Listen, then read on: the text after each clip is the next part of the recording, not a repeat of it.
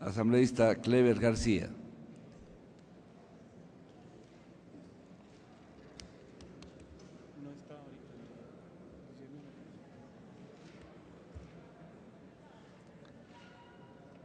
Asambleísta Nivea Vélez.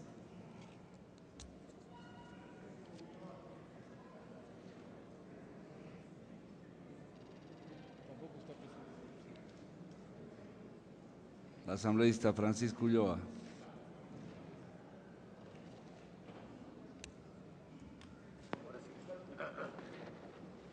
Señor presidente, compañeros asambleístas,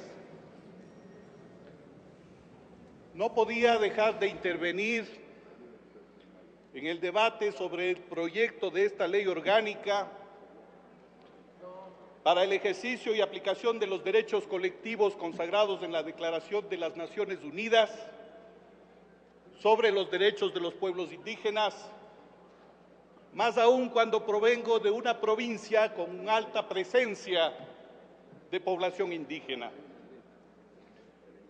Es por eso que antes de introducirme a la temática, no puedo dejar de expresar mi solidaridad y admiración para mi compañera de bancada, compañera asambleísta de la provincia de Cotopaxi, como es la compañera Lourdes Tibán, frente a los ataques mediáticos de individuos descalificados que lo único que son es parlantes de la derecha política del país, como es este individuo Carlos Ochoa. ¿Cuál es la diferencia con Ortiz de este individuo? Como ya lo decía por ahí Jorge Escala, este Carlos Ochoa un poco más y ladra. Por tanto, Lourdes, mi solidaridad, porque efectivamente la lucha de los pueblos indígenas del Ecuador es una lucha que viene de años y que no puede, a través de sistemas mediáticos, pretender desprestigiar al movimiento indígena que tantos aportes ha dado para la transformación de nuestro país.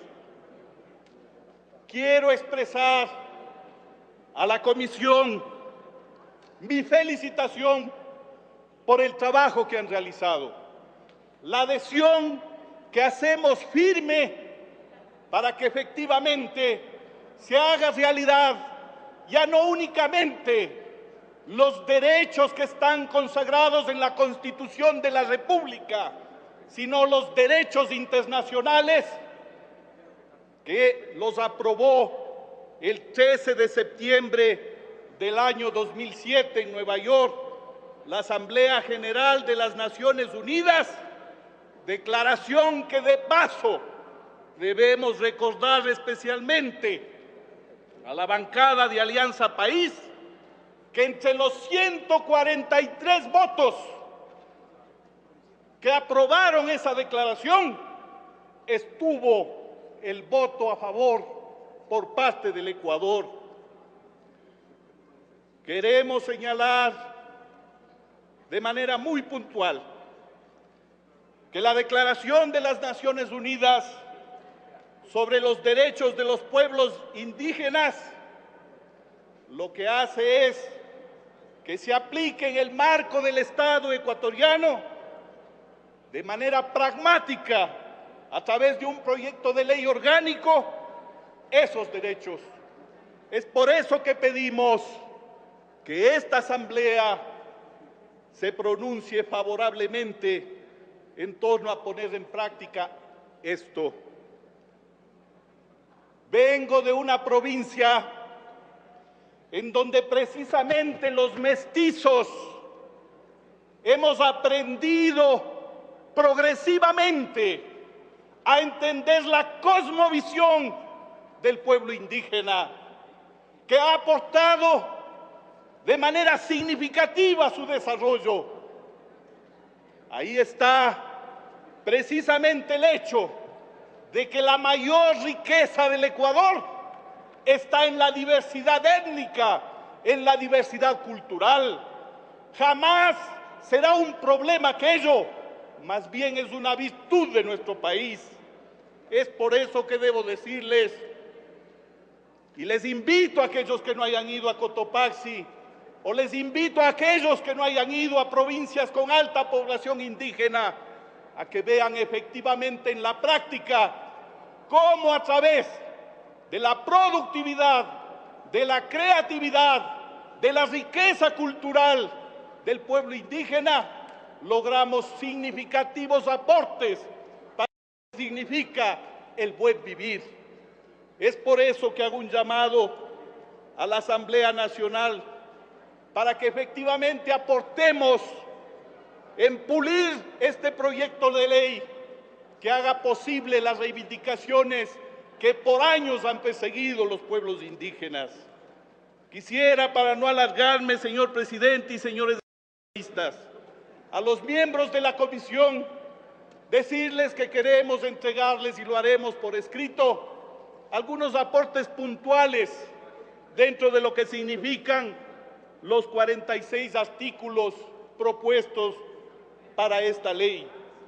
Por ejemplo, solo por mencionar algunos aportes, en el artículo 7, numeral 2, no puede en el texto estar el término pueblos distintos. Debe eliminarse la palabra distintos, porque todos somos iguales y como señala la Constitución del Estado en el artículo 11, numeral 2, todas las personas son iguales y gozarán de los mismos derechos, deberes y oportunidades. Pongo otro ejemplo de lo que hay que pulir en la ley que estamos aportando y queremos que se apruebe lo más pronto. En el artículo 12, numeral 1, no puede utilizarse la palabra privadamente. Según la propuesta dice, los pueblos indígenas tienen derecho a manifestar, practicar, desarrollar y enseñar sus tradiciones, costumbres, ceremonias espirituales y religiosas, mantener y proteger lugares religiosos y culturales y acceder a ellos privadamente. Ubicar esa palabra considero que puede prestarse para que alguien quiera aprovecharse de aquello y pretender privatizar los espacios sagrados del pueblo indígena. Creo yo, como aporte, que en lugar de la palabra privadamente podría ser utilizada la palabra comunitariamente, porque ello permitiría hacer clarificaciones necesarias. El artículo 32, numeral 2, cuando habla que los estados o el Estado ecuatoriano celebre consultas y cooperación de buena fe con los pueblos indígenas interesados, allí debe hacerse también una precisión. No puede hablarse de interesados, debe suprimirse la palabra interesados. La consulta, según nuestro criterio, cuando tiene relación con explotación de recursos ubicados dentro del territorio indígena, es un derecho irrenunciable, tal como lo señala el artículo 57, numeral 7 de la Constitución de la República. Para ir finalizando mi intervención, un ejemplo más. En el artículo 32, numeral 3, creemos que el Estado debe establecer mecanismos eficaces para la reparación justa y equitativa de esas actividades. Pero además, y aquí sí creo yo que debemos hacer un aporte sustancial, debemos dar a los pueblos indígenas la posibilidad de participar en los beneficios que esos proyectos reporten. Es por ello que allí debe afinarse el texto para garantizar que los pueblos indígenas permanentemente postergados puedan beneficiarse directamente de los beneficios que esos proyectos reporten.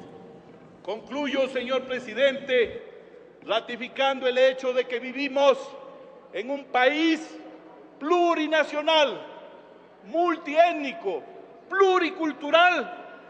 Por tanto, recuerdo a mis compañeros asambleístas que la diversidad étnica, cultural, no es un problema, es una riqueza. Muchas gracias.